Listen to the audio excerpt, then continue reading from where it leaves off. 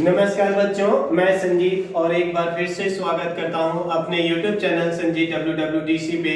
बच्चों, आज के इस क्लास में हम लोग क्लास 10 के इतिहास के बारे में बात करने जा रहे हैं और चैप्टर का नाम है भूमंडलीकृत विश्व का बनना। इसका एक वीडियो मैं पहले ही अपलोड कर चुका हूं और उसका दूसरा पार्ट मैं बनाने जा रहा हूं। और आज का हमारा टॉपिक है खाद्य उपलब्धता पर तकनीक का प्रभाव। हमें आज के इस क्लास में यह समझना है कि किस प्रकार से टेक्निक का आने की वजह से, तकनीक का खोज होने की वजह से खाद्य उपलब्धता पे किस प्रकार से इसका सकारात्मक प्रभाव पड़ा।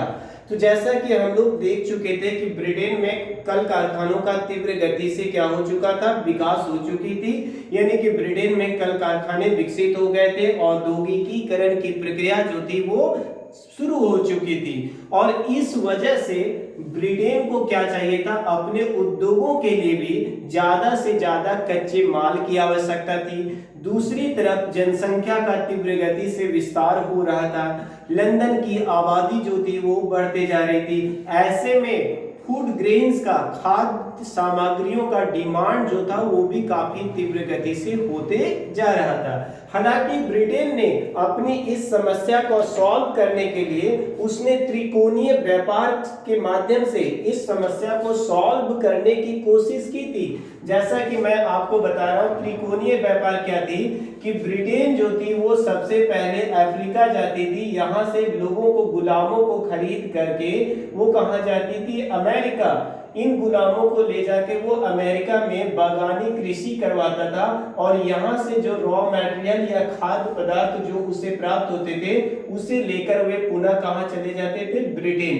तो एक प्रकार से ये ट्रायंगुलर ट्रेड हो रहा है, यानी ब्रिटेन से कहाँ पे, अफ्रीका, साउथ अफ्रीका जिसे आज हम लोग जानते हैं ना, और वहां से गुलामों को ले जाकर पकड़कर वे कहां ले जाते थे, अमेरिका। और अमेरिका में उनसे बागानी कृषि करवाते थे और वहां से जो प्रोडक्शन होता था उसको लेकर वो कहां जाते थे, ब्रिटेन लेकर आ जाते थे। लेकिन समस्या क्या थी कि तकनीक उस समय डेवलप नहीं थे, जिसकी वजह से जो कच्ची सामग्री यानी रॉ मटेरियल वो लेकर आते थे उनमें अधिकांश भाग जो था वो खराब हो जाया करता था, क्योंकि समुद्री यात्राएं जो होती थी वो काफी लंबी होती थी। लेकिन इसी दौर में कुछ तकनीक की इजाद होती है, चाहे मैं बात करूं रेलवे की, चाहे मैं बात करूं टेलीग्राफ की, या फिर भाप के द्वारा भाप इंजन द्वारा स्वचालित जहाज की, यानी भाप के द्वारा चलने वाले जहाज की बात करूं। इन सबों की रोल जो है वो काफी महत्वपूर्ण है। तो चलिए सबसे पहले मैं बात करूंगा रेलवे का। तो रेलवे का तकनीक का इजाद होने से किस प्रकार से खाद्य उपलब्धता पे सकारात्मक प्रभाव पड़ा। तो सबसे पहले क्या किया गया कि तेज चलने वाली रेलगाड़ियों का निर्माण किया गया। मतलब जब रेलवे आ गई तो रेलवे में ऐसे रेलवे बनाए गए, ऐसे ट्रेन बनाए गए जो फास्ट चल सके। तो फास्ट चलेंगे तो इससे क्या फायदा होगा कि सपोज दैट आप देखिए ना कि ये खेत है और ये आपका कोई पोर्ट है, बंदरगाह है, जहां से जहाज के माध्यम से क्या क्या करना है, सामानों को एक्सपोर्ट करना है ना, जहाज के माध्यम से एक्सपोर्ट करना है। और ये क्या था, आपका खेत था।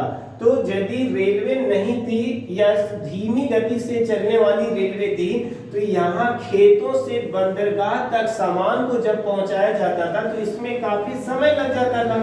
तो यानी यहाँ से यहाँ तक पहुंचने में भी बहुत सारे कच्चे पदार्थ जो होते थे वो खराब हो जाते थे, है ना। और यहाँ के बाद भी तो उसे दूसरे देशों में भेजना होता था, तो इसमें काफी लंबा समय लग जाता था। इस वजह से तेज चलने वाली रेलगाड़ी का निर्माण किया गया ताकि जो प्रोडक्ट है उसको जल्द से जल्द बंदरगाह तक क्या किया जा सके, पहुंचाया जा सके। ठीक है, इसी कड़ी में और क्या किया गया कि बोगियों का भार कम किया गया। मतलब जो रेलवे के जो वैगन होते हैं, डिब्बे जो होते हैं, उनको लाइट वेट बनाया गया, हल्का बनाया गया। क्यों, देखिए हल्का होगा तो वो ट्रेन क्या होगी, ज्यादा फास्ट चलेगी। और यदि उसके वैगन यानी कि बोगी जो होगी भारी होगा तो उसके वजन की वजह से वो बहुत तेज नहीं चल पाएगी। इसी वजह से दूसरा काम क्या किया गया कि बोगियों का भार जो है वो कम किया गया। तीसरा जलपोतों का आकार बढ़ाया गया। मतलब जो सीप पहले छोटे होते थे वो सीप अब क्या बनाया जाने लगे, लार्जर बनाया जाने लगा, यानी बड़ा बनाया जाने लगा, ताकि एक बार में ज्यादा से ज्यादा सामान को क्या किया जा सके, ट्रांसपोर्ट किया जा सके। और ये सारी चीजें पॉसिबल हो पाई किस वजह से, तो तकनीक के खोज की वजह से। तो हम लोगों ने इस पार्ट में भी क्या देखा कि नई तकनीकों के आने से खाद्य जो कल तक, यानी फूड प्रोडक्ट जो कल तक जल्दी खराब हो जाया करते थे, अब उनमें खराब होने का जो परसेंटेज था वो क्या हो गया, कम हो गया। ठीक इसी प्रकार से एक नई तकनीक का खोज हुआ था, रेफ्रिजरेशन। यानी रेफ्रिजरेशन मतलब जो आज फ्रिज आप अपने घरों में रेफ्रिजरेटर देख रहे होंगे ना, वही रेफ्रिजरेशन तकनीक की बात की जा रही है कि इस रेफ्रिजरेशन तकनीक की वजह से भी खाद्य उपलब्धता पर, यानी फूड प्रोडक्ट्स के ऊपर सकारात्मक प्रभाव पड़ता है। तो आइए समझने की बात करते हैं, समझने की कोशिश करते हैं कि रेफ्रिजरेशन तकनीक का मांस के व्यापार से क्या संबंध था।